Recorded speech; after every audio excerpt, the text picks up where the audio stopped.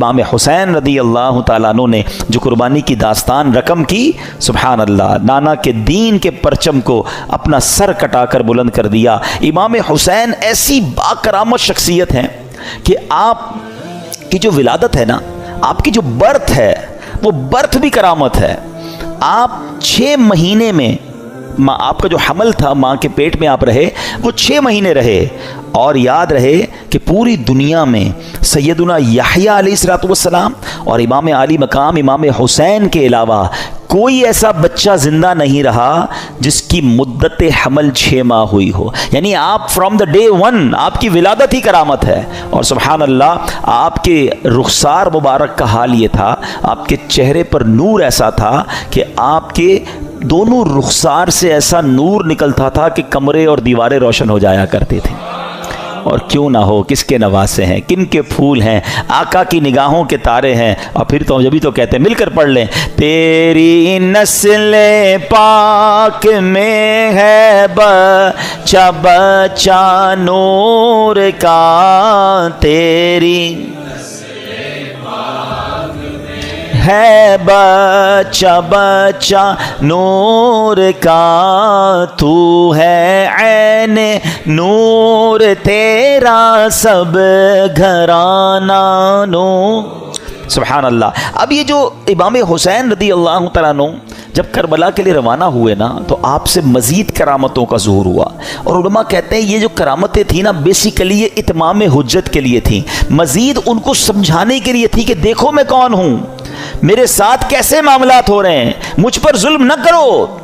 مگر ان ظالموں کی آنکھوں پر لالچ کا ایسا پردہ تھا۔ امام حسین فرسٹ آف آل آپ نے مدینے سے کوچ کیا اور اب مکے آیا۔ اب اسی راستے میں سیدنا ابن مطی رحمۃ اللہ تعالی سے ملاقات ہوئی۔ انہوں نے عرض کی کہ حضور میرے کنویں کا پانی بہت کم ہے، برائے کرم آپ دعائے برکت سے نواز دیجئے۔ آپ رضی اللہ تعالیٰ عنہ نے اس کنویں کا پانی طلب کیا، اور جب پانی کا ڈول حاضر کیا گیا تو آپ نے اس میں سے پانی کچھ پیا بھی، نوش بھی فرمایا اور کلی بھی کر دی، اور ڈول کو واپس کنویں میں ڈال دیا گیا۔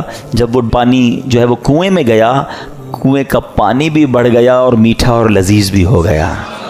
سبحان اللہ۔ تو یہ امام حسین کی کرامتوں کا سلسلہ رہا۔ اس کے بعد جب آپ بالکل ایگزیکٹلی 10 محرم الحرام کا دن آ گیا، یاد رہے کہ وہ دن جمعہ کا دن تھا، 10 محرم الحرام جب یہ واقعہ ہوا، کربلا کے میدان میں آپ خطبہ ارشاد فرما رہے ہیں، ان کو سمجھا رہے ہیں کہ دیکھو میں کون ہوں، یہ ظلم مت کرو۔ تم کیا جواب دو گے جس کا کلمہ پڑھتے ہو اس نبی علیہ الصلوۃ والسلام کو؟ اس وقت آپ کے جو خیمے تھے، جہاں خاندان کے افراد تھے، وہاں خندق میں ایک آگ بھی جل رہی تھی۔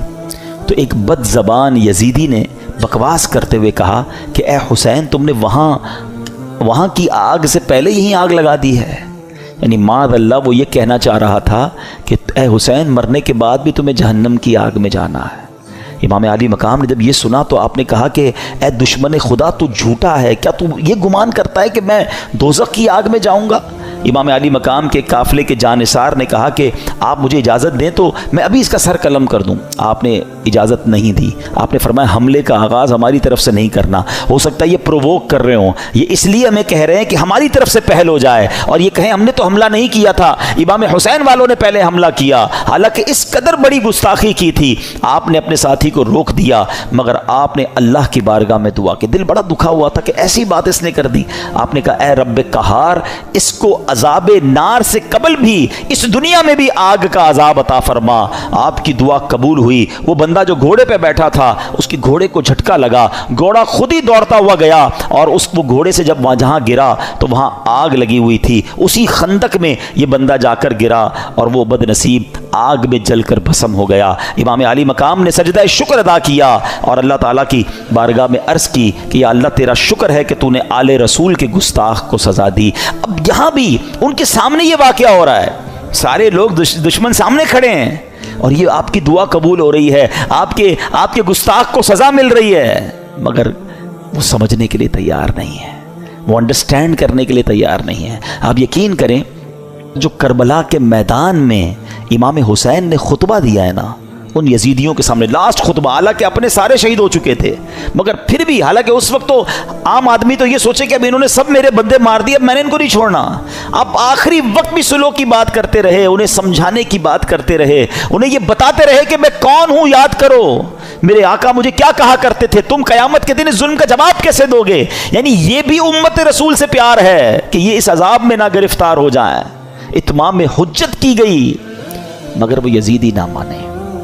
اب ایک بات ذہن میں آتی ہے, اب یہ بڑا اہم کوسچن ہے کہ یزیدی جو بھی تھے تو کلمہ پڑھنے والے, اللہ کو مانتے تھے, اللہ کے نبی کو مانتے تھے, معلوم بھی تھا یہ اللہ کے نبی کے نواسے ہیں. وہ ریزن کیا تھا جو اتنے بڑے ظلم پر یہ ریڈی ہو گئے؟ یہ ریزن پکڑنا بہت ضروری ہے, اور یہ ہم سب کو آج سیکھ کر جانا ہے. یعنی کوئی بھی محفوظ نہیں ہے. میں آپ کو تھوڑا سا آج کل کے زمانے کا ایک دو انسیڈنٹ بتا دیتا ہوں تاکہ آپ کو اندازہ ہو جائے. ہم لوگ سمجھ رہے ہوتے ہیں یار یہ یزیدیوں نے اتنا بڑا کام کر دیا, ہم تو کبھی بھی کوئی ایسی غلط حرکت نہیں کر سکتے. کوئی اپنے آپ کو محفوظ نہ سمجھے. ہاں, بیسک جو ان کے ریزن تھا نا, وہ تھا لالچ, اور وہ لالچ تھی پیسے کی, اقتدار کی. جب یہ لالچ طاری ہوتی ہے نا انسان پہ, پہلے تھوڑا سا سمجھیے گا. آپ کو لگتا ہے یار مجھ پہ کچھ بھی ہو جائے میں ایسا ظلم تھوڑی کر سکتا ہوں, کتنا بھی پیسہ مجھے کوئی دے دے میں جان دے دوں گا, کبھی کسی کو قتل نہیں کروں گا, نواسہ رسول تو بہت دور کی بات ہے. یہ بولنا اور ہے, لیکن ایک وقت آتا ہے جب انسان کے دل پر شیطان کا قبضہ ہو جاتا ہے. آپ پڑھتے ہیں خبریں, 5 سال کے بچے اور 4 سال کی بچی کے ساتھ جو واقعات ہو رہے ہیں, کیا کوئی خوشی سے کرتا ہے یہ کام؟ ذرا سوچئے, جب وہ یہ کام کر جاتا ہوگا اس کے بعد خود اس کو کتنی ندامت ہوتی ہوگی, یہ میں نے کیا کر دیا. پھر اسی وجہ سے بچنے کے لیے اس بچی کو قتل بھی کر دیا جاتا ہے. یعنی یہ واقعات ہم سنتے ہیں تو ہماری عقل حیران ہو جاتی ہے کہ یہ انسان تھا یا درندہ تھا. میں آپ سے یزیدیوں کی تو بات نہیں کر رہا, آپ کے وطن میں رہنے والوں کی بات کر رہا ہوں. اس کا مطلب کیا ہوا؟ ایٹ دیٹ ٹائم جب وہ یہ عمل کر رہا تھا اس کا دل شیطان کی مٹھی میں تھا, اس کو ہوس نے اندھا کر دیا تھا. تو یہ واقعات مجھے اور آپ کو یہ سوچنے پر مجبور کرتے ہیں کہ کوئی اپنے آپ کو محفوظ نہ سمجھے. یہ ایک لمٹ ہوتی ہے انسان کی. ایک حدیث پاک ہے نا, بڑی مشہور حدیث پاک ہے, جس کا مضمون ہے کہ جب بندہ ایک گناہ کرتا ہے نا, میرے ینگسٹر ذرا غور سے سنیں, ایک گناہ کرتا ہے اس کے دل پر ایک بلیک ڈاٹ لگ جاتا ہے. گناہ کرتا رہتا ہے پھر دل پورا سیاہ ہو جاتا ہے. اب اس پر ہدایت کی کوئی بات اثر نہیں کرتی. یہ جو روز شراب پیتے ہیں, جناب پارٹی کرتے ہیں, حرام کام کرتے ہیں اور گندی چیزیں دیکھ رہے ہوتے ہیں, دوستوں میں بیٹھے گناہ کر رہے ہوتے ہیں, نمازیں قضا کر رہے ہوتے ہیں, اپنے آپ کے بارے میں یہ ضرور سوچ رہے ہوتے ہیں کہ میں اتنا بھیانک کام نہیں کروں گا, مگر ایک وقت آتا ہے کہ دل سیاہ ہو جاتا ہے. اب وہ دل ہے شیطان کے ہاتھ میں, وہ ایسے کام کروا سکتا ہے کہ آپ تصور بھی نہیں کر سکتے. یار بندہ ماں کو قتل کر دیتا ہے, ہم نے نہیں سنے واقعات, کیسے پاسبل ہے کوئی اپنی ماں کو مار دے. لیکن ایک لمٹ ہوتی ہے, اس کے بعد انسان جب اوور لمٹ ہوتا ہے تو شیطان جو چاہے اس سے کروا لیتا ہے. تو اللہ سے توبہ کرتے رہا کرو. تو بہرحال میرے پیارے اسلامی بھائیوں, سوچو اس بات کے, یہ کیسے, اس ریزن کو پکڑیے. یزیدیوں کے ایسا کیا ہو گیا تھا کہ یہ اندھے ہو گئے تھے؟ آج بھی بندہ اندھا ہوتا ہے. ہاں, ظلم کرنے والے نہیں دیکھے آپ نے, بندوں کو ڈرل کرتے ہیں, ہاتھ پیر کاٹتے ہیں, قتل کر دیتے ہیں, پیسے چاہیے قتل کرنے کے لیے, تو وہ کیسے تیار ہو جاتے ہیں؟ ان کا دل سیاہ ہو گیا, اب ان سے کچھ بھی کروا لو. یہ شراب ہے نا, اس کو ام الخبائث کہا گیا, برائیوں کی ماں. یہ وہ چیز ہے کہ اس کا جو عادی ہو جائے, اب شراب کے علاوہ بھی عجیب نشے آ گئے, نشے میں گرفتار جو ہوا نا, اب اس کو ماں بہن کی بھی تمیز نہیں ہے, اس کو کسی کی بھی تمیز نہیں ہے. وہ کر جائے گا جو کوئی سوچ ہی نہیں سکتا, اور اس کے بعد وہ خود بھی شرمندہ ہوگا کہ یہ میں نے کیا کیا, نشے میں تھا. تو یہ وہی بات ہے کہ بندہ جب برائی کی طرف جاتا ہے تو ایک کے بعد دوسری, دوسری کے بعد تیسری, تیسری کے بعد چوتھی. یہ غور کیجیے, یہ بات ہمیں یہ سمجھنی ہوگی کہ ہمیں اپنے آپ کو گناہوں سے بچانا ہے, ورنہ یزیدی راستے پر چلنے میں دیر نہیں لگتی, ڈرتے رہنا ہے ہمیں. یہ واقعہ سننا اپنی جگہ ہے, مگر یہ جو ظلم کیا گیا نا, ریزن کیا تھا؟ پیسے تھے, لالچ تھی, اقتدار تھا. اس سے سمجھ ہی آئی بات کہ لالچ, ہوس, اور جب بندہ شیطان کا پیروکار بن جاتا ہے پھر اس سے کچھ بھی متوقع ہے. آپ کبھی یہ نہ سوچیں کہ میں یہ گناہ نہیں کر سکتا. یہ سمجھ لیں اپنے لیے زوال کا آپ نے شروع کر دیا. جو اپنے آپ کو محفوظ سمجھتا ہے نا کہ یار بس میں نہیں, میں بڑا پکا ہوں, کوئی پکا نہیں ہے بھائی. جب اللہ کے نبی دعا کر رہے ہیں تو میں اور آپ کون ہیں؟ ہمارے صحابہ لرزتے تھے، روتے تھے، اللہ سے دعا کرتے تھے ایمان کی حفاظت کے لیے. پیران پیر سیدی غوث اعظم رضی اللہ تعالیٰ عنہ کہتے ہیں، لوگ کہتے ہیں آج عید کا دن ہے، عید کا دن ہے. عبد القادر کے لیے عید کا دن وہ ہوگا جب وہ اپنا ایمان سلامت لے کر قبر میں جائے گا. غوث پاک ہیں، ولیوں کے سردار، کہتے ہیں ایمان بچا کر قبر میں جانا یہ بہت مشکل ہے، آج کے دور میں تو اور مشکل ہے.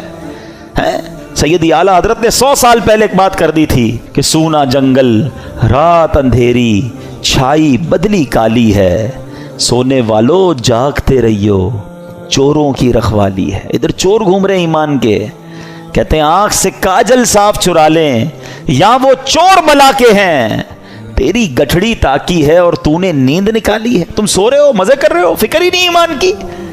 ایمان کی فکر کرو، اعمال کی فکر کرو.